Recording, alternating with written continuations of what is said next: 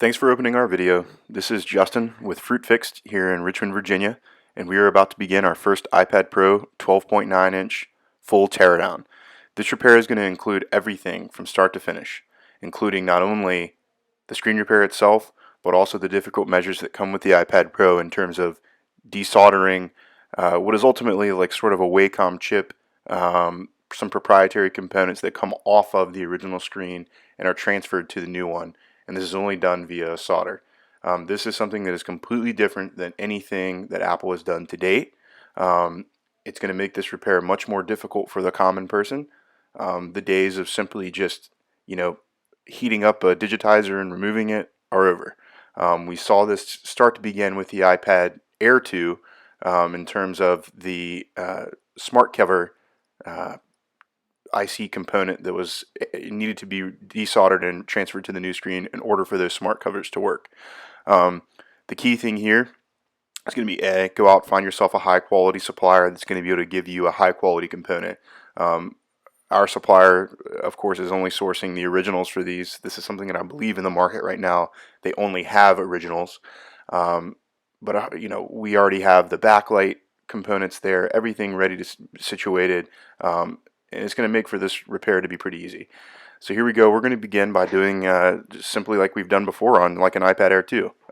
Heating it up, moving forward by simply lifting up an edge, isosmos and picks and things of the sort. This point in the repair, it's going to be no different than any repair we've done to date. The real changes are going to come here shortly. So if you'd like to sit here and continue watching, you can see how I go up on heating this up and separating this digitizer LCD combination from the frame, and we'll move on from there.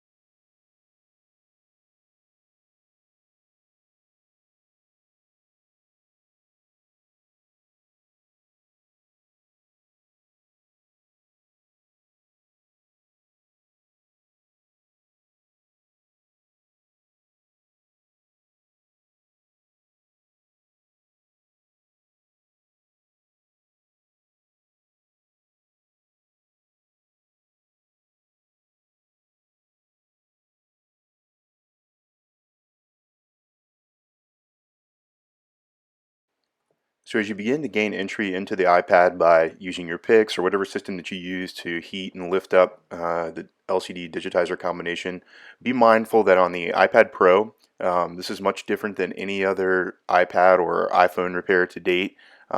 Normally your LCD and digitizer FPC connectors tend to be, on the iPhone's top right corner, or on iPads, tend to be on the bottom left, or towards the right, or towards the sides of the device. On the iPad Pro 12.9-inch edition, it's actually right in the middle of the device, literally dead center. So keep in mind of that when you actually lift it up. You can't just yank it and pull it, because if you do, you're going to wind up tearing some components that power the Touch ID, the Apple Pencil, a lot of the time, obviously the backlight, in the actual just normalized touch function of the screen. So be careful with that. And as you continue to go through here, also keep in mind that if the device came in with a cracked screen with a good LCD, there's going to be a lot of recyclable value in that cracked assembly. And with pricing on these coming in, north of $300 a piece, we're only charging $450 for the repair itself.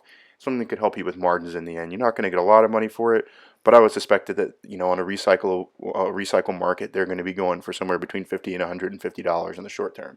That could change as the price of them comes down, and then it's just something that you can eke out a little extra profit for yourself. And I'm going to keep working here and lifting this up, and you'll see in a moment that we get it separated.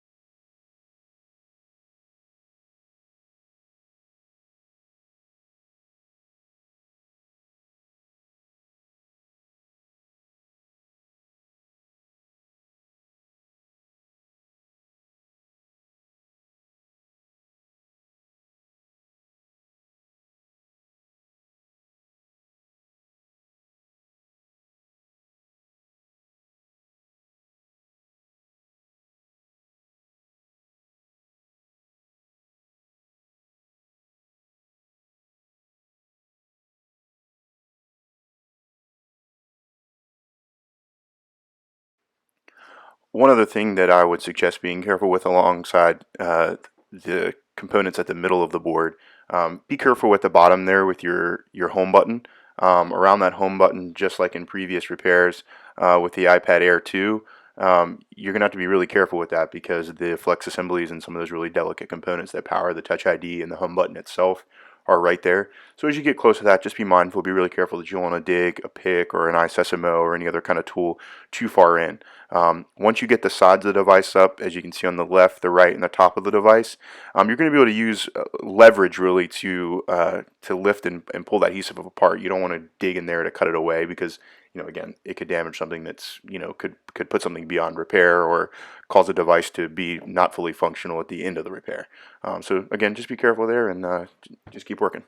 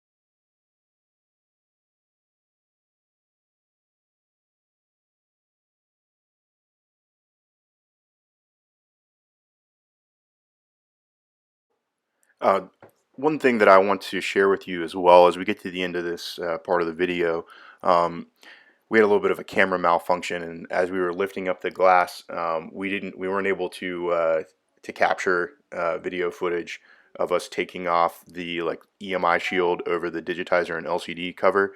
Um, it's really easy. It's just like any other iPad in the past. It's a little plate. It's got three screws on it. You lift it up, unscrew three of them, lift it up, and use a plastic nylon spudger, your fingernail, something like that, and just pop those connections up. And once you've done that, the screen itself will come directly away. I just wanted to tell you that just so that you weren't wondering what happens between now and then. And you'll see in a few moments as I finish this, it's going to pan to a little slower footage of close up of the home button assembly. You can kind of check this out and see how we work around getting that home button assembly off of the original glass digitizer and LCD assembly. Um, there are a lot of components that are there at the bottom this time. I mean, the assembly looks super similar to an iPad Mini 4 or an iPad Air 2, but you're also going to notice a second component come off to the side. And if you're looking at the back of the LCD, once it's open, it's going to go to the left, and that's going to be for your backlight. And that's going to power that. Then also to the right, you're going to have another flex cable come off of that. That's going to be powering most likely Touch ID and the actual the LCD itself. Probably a few other functions are coming through there, but ultimately you've got two of those powering everything that's needed to use the LCD. So just be careful about those. You'll have to separate those. There is also some tape that's going to come off behind them as well. My number one suggestion on that is going to be obviously to transfer everything that you can.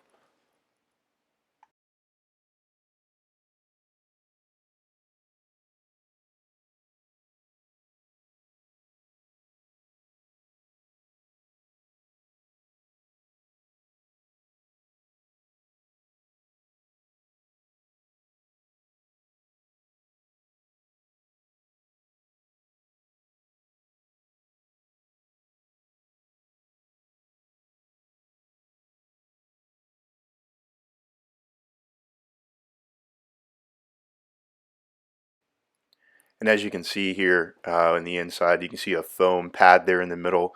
It's going to believe it's going to be some sort of heat shield and foam cover for the actual logic board.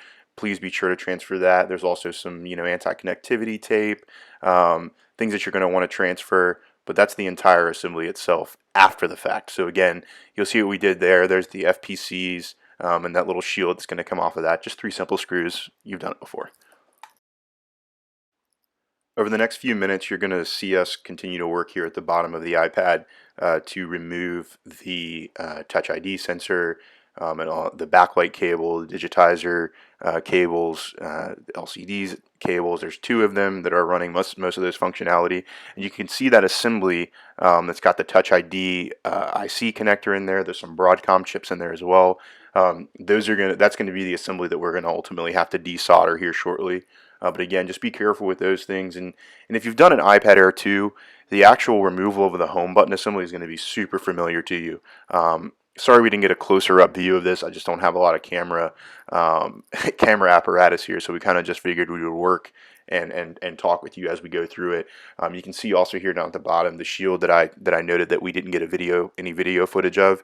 You can see the three screws and the little EMI shield sitting there at the bottom. It's really easy. If you've done any kind of iPad or iPhone repair in the past, it's something that should be really familiar to you. So just keep working on that. Be careful. Be sure to remove and transfer any tape that you can.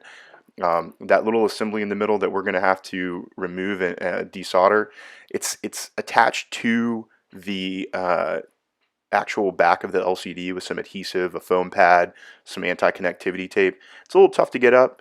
Apply a little heat to it, and you should be able to take what I used was a nylon plastic spudger, got underneath the edge of it, and just slowly worked it loose. And it was really easy. You should have no trouble.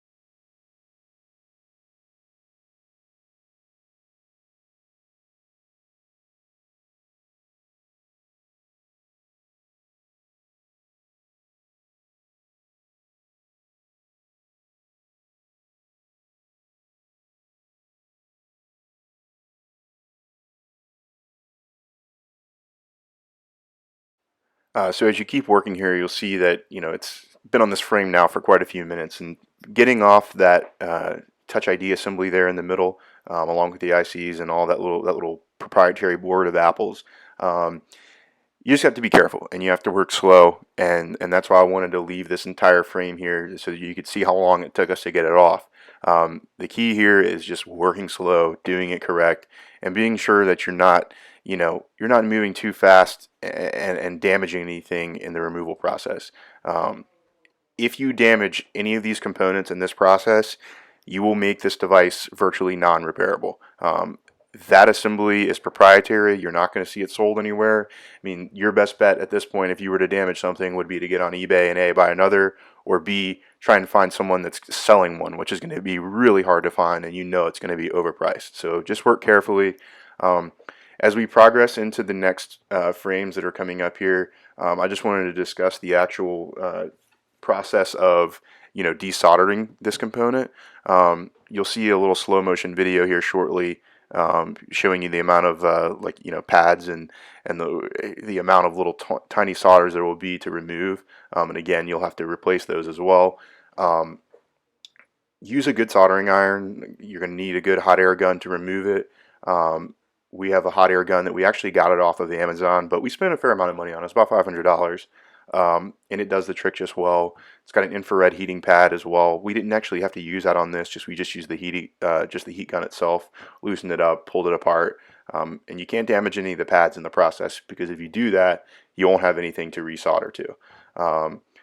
But we'll talk more about that here shortly. And you'll also, I recommend getting a microscope. It will make the job much easier and probably far more successful. So let's finish this up here. It'll take a few more minutes, and we'll see you here shortly to discuss the actual desolder and resolder.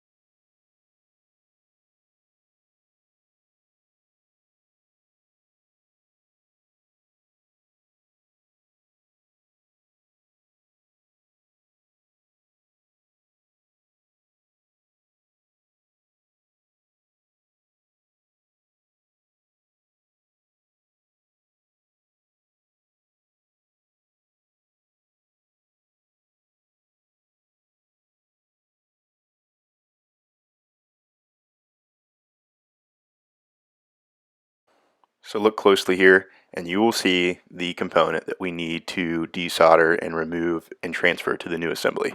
A lot of pins and a lot of little pads there, but here we go. You can see us using the hot air gun to heat those little solder points up and separate. There it comes, lifts right up. It's very, very easy to do if you know what you're doing. And simply remove that, and we'll have to transfer it to the new LCD assembly. Our technician Mike here is really skilled with soldering and spent a lot of time perfecting this, and as you can see, it was removed. No pads have been damaged. And here we go. We're using our Hako soldering iron underneath a microscope with LED lighting. Just tap and go. It's really simple soldering. The key though is just having good equipment on this. If you're using some low quality, cheap, old school soldering iron, it's not going to work. You need to get something that actually is more specific for electronics of today. Using something that clock radio status is not going to work on this. You need something really clean. Make sure your tips of your soldering iron are really clean because you're working in a really small area. And if you were to damage any of these pads, I mean, damaging a pad here or there you might still be able to get by with actually getting it to work, but probably not. There's a reason they're all there. So as you can see, we're using just a pair of tweezers to hold it in place. These look to have been soldered by hand in the first place. So we've seen a lot of stuff come out of Apple lately where they're doing a lot more robotic type things. In their last keynote address, they showed the robot that they have that they use for recycling. As that continues to progress and they get the human element out of this, repairs could get a lot more difficult, and I think this is probably the first wave of us seeing that.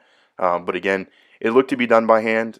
We really had no issue here. This whole process was, it was done in just a matter of minutes. It probably took me longer to get situated with our camera than it did for Mike to really sit down and finish this.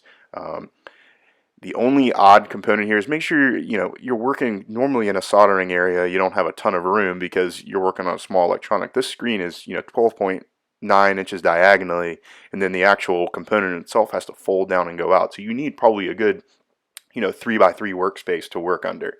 And the microscope here is key.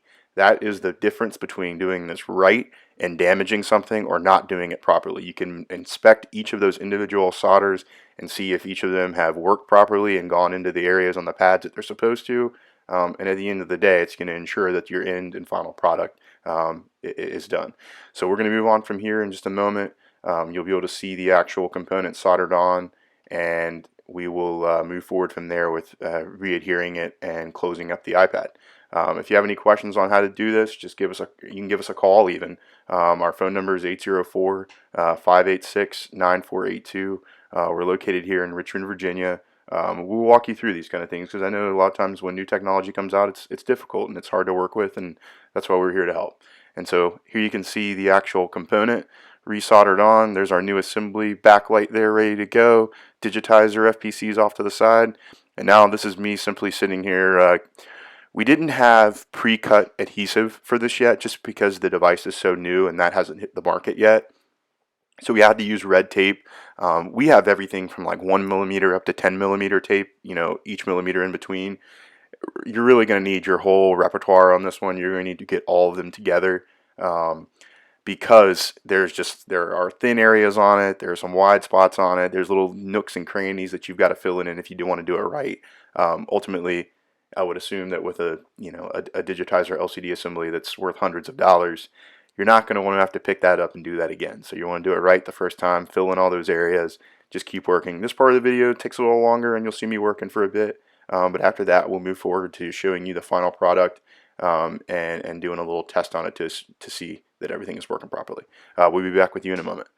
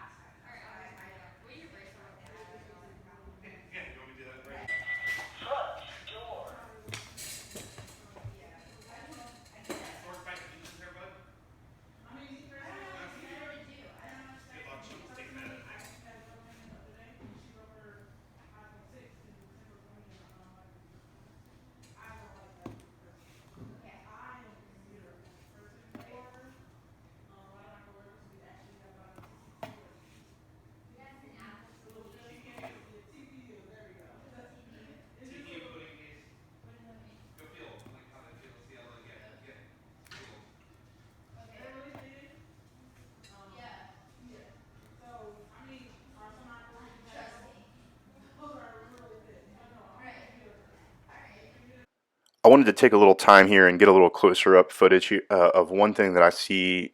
It seems to be a rampant problem with iPads across the board. When you're done doing this repair and you've removed that LCD assembly, always, always, always be sure to double check, triple check, quadruple check, have someone look behind you. Make sure that you've removed all of the glass and broken glass that could be left over on that frame. Nothing would be worse than to do this repair correctly, have everything hooked up, your adhesive down in place, and you go to shut it down and close it, and then you find out that you've got a piece of glass there that's going to keep it from sealing properly. It could crack your assembly, it could scratch it, it could even, if it was large enough, you could press down the LCD on it and kill it. And obviously at that point, you would be out a considerable amount of money on a repair like this. So just wanted to touch on that. Be careful. We use metal, flat metal spudgers to we heat the frame up, we go around the edge and sort of just scrape it off. It will kind of bead up and you can pull it off. And it's a good way to just always go around there and do it. This one we didn't have very much glass left over, only because it was only a small area of the screen that was really cracked at all. But if you had one with more considerable shattering, obviously this could be a little more labor intensive. So you can see me just keep working here. Nothing too serious, but just be sure to follow that.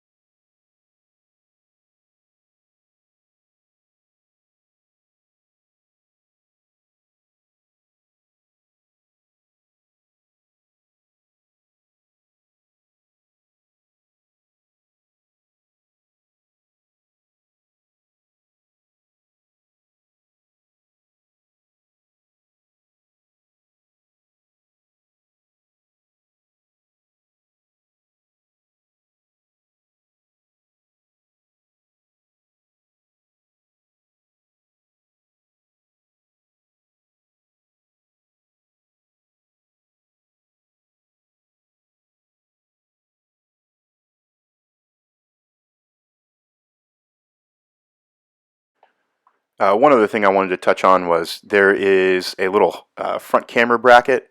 You're going to want to transfer that from the original screen. It's not something I would suppose that you'd have to do. But again, if we're trying to put this thing back together as close to original specification as possible, you're going to want to put that on there because it will always keep that front camera centered with the hole in the front glass. So just do that. We always make sure to put things back properly. I'm sure there's many of people that won't do this, but it's something that I would recommend. And as you can see here, this is kind of part of the process that we didn't get a good video of on the teardown itself. It's actually hooking up those FPCs. It was kind of difficult for us to get in there and show that, only because we just don't have the camera apparatus to do it. But you just clip them down like you would in any iPhone or iPad LCD in the past, very similar to an iPad Air 2, just right there in the middle of the board versus being off to the side. And here we go. We've got it all hooked up. We have powered it back on. We're checking the digitizer. Everything there seems to be working just fine. But before you seal it down, which we haven't had it completely sealed here yet, go to Touch ID, check the Touch ID assembly there, and make sure that that Touch ID works. Because if not, that means you've done something wrong in that desoldering process.